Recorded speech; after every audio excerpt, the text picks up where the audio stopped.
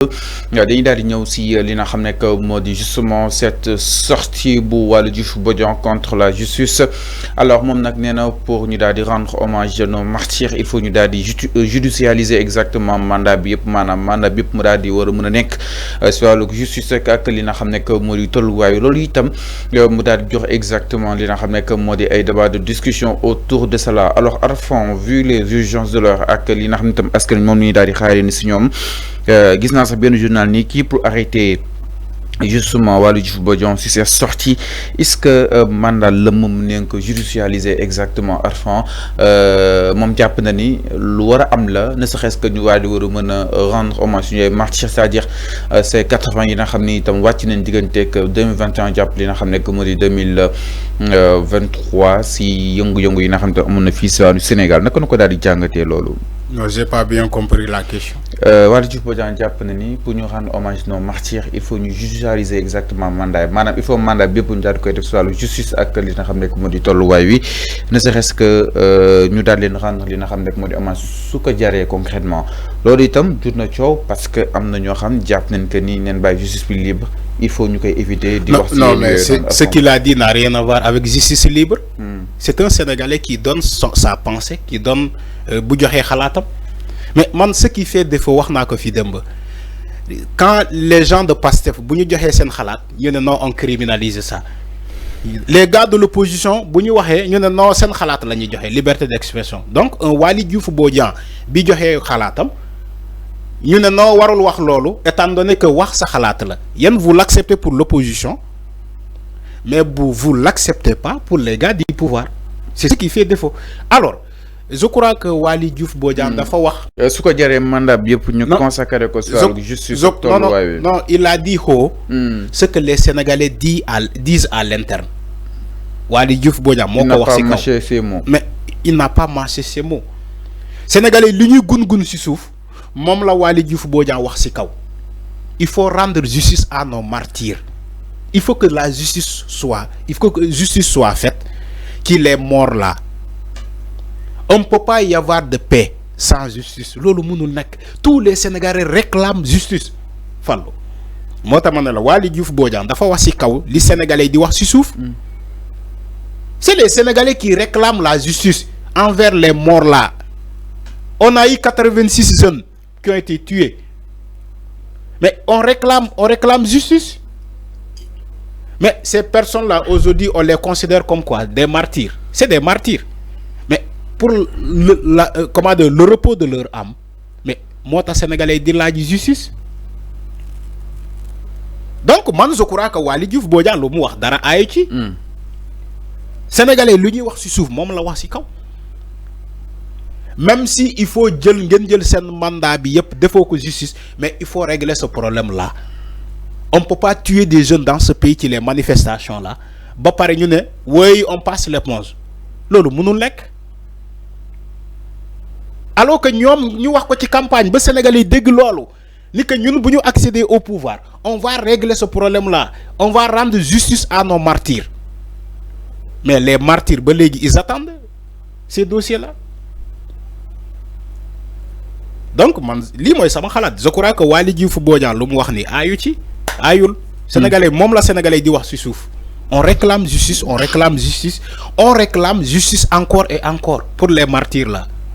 On réclame justice. Même moi-même, je réclame justice sur les martyrs là. Toi-même, tu réclames justice. Donc, tous les Sénégalais qui réclament justice, qui les morts là, il faut que nous édifier Sénégalais. Parce que loi d'amnistie quand même, waxul ni que ci les morts là, les tortures là, loi d'amnistie bi waxul ci lolu. Loi d'amnistie bi waxul ci loolu. Alors mais jàppoon aussi y a d'autres urgences c'est-à-dire li nga xam ni itam moom la ñuy daal di xaar si ñoom war kon nga jàpp ne justice mën na liggéey ñee ñu aussi di liggéey dara mënul entraver dara concrètement. dama ne justice c'est une institution. La justice c'est une institution à part. L'exécutif c'est une institution. Le Parlement c'est une institution. L'Assemblée nationale. Institution yi ma cité ni bu nekk mu ngi dox mu ngi def liggéeyam. Mais du andi blocage ci état am na muy fonctionner justice bu defee liggéeyam correctement du andi blocage ci état lu muy doxé alors que la justice même c'est le socle du pays. Tous les paix qu'on réclame, c'est parce qu'il y a une justice qui a été faite. Mais le Japon, pour nous abroger justement la loi d'amnistie automatiquement. Mais on aurait dû éviter exactement tout ça. Oui, c'est possible. Majorité pour passer, moi aussi, c'est parce que paradoxe. C'est possible. Abroger la loi, c'est possible. Mais aussi, il y a un conseil constitutionnel le mois. Non, abroger la loi totale. Mais l'eau partielle. Ok. Abrogation totale ou partielle, je ne sais pas. Dafa am loi le mois. Ci loi d'amnistie bobu.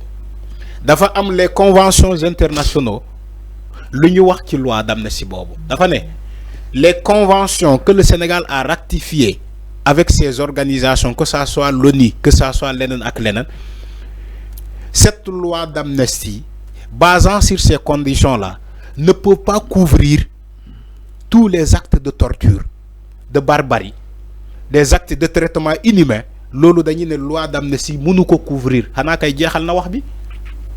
Lolu kay jéxal na wax bi. Motamane que ça soit une abrogation totale ou partielle, nañu respecter ce que les conventions internationales lu ñuy wacc les actes de torture et le traitement non humain et les crimes de sang.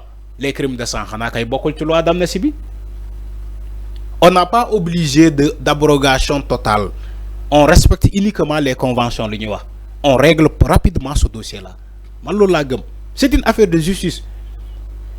Que nga am abrogation totale ou partielle, c'est pas important. Ce qui est important, c'est respecter ce que les conventions ont dit sur la loi d'amnistie que nous pouvons couvrir. On règle ce problème-là.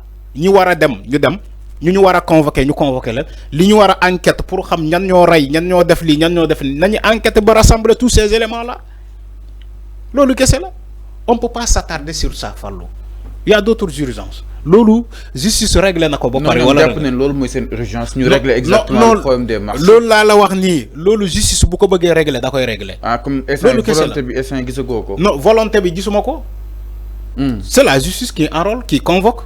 Yo, tu crois que c'est le parti là qui est convoqué? Non, volonté bi gisugoo ko ci côté justice. Mais gisuma ko ci côté justice bi. C'est ça la réalité. Gisuma ben volonté ci côté justice. Parce que justice moy convoqué, moy interroger, moy def investigation, moy def enquête, moy ubbi information judiciaire. Mais ba légui gisuma volonté bi. Té les Sénégalais en réclament. Lolu kessel. Alors, nous non exactement par rapport à justement sorti Waly Diouf Bodian dans l'anarno politique japonais ne serait-ce que nous dadi judicialiser exactement mandat bi su ko jaré ñu dadi rendre hommage li nga xamné que modi l'ensemble exactement de ces martyrs yi nga xamni itam wàcc neen jëm ci manifestation yi nga xam tam xewon na fi Niki mars jàpp li nga xam ne que moo di juin 2023 alors ñu laaj ñu itam benn ponk ci waxtaan wi si nu mu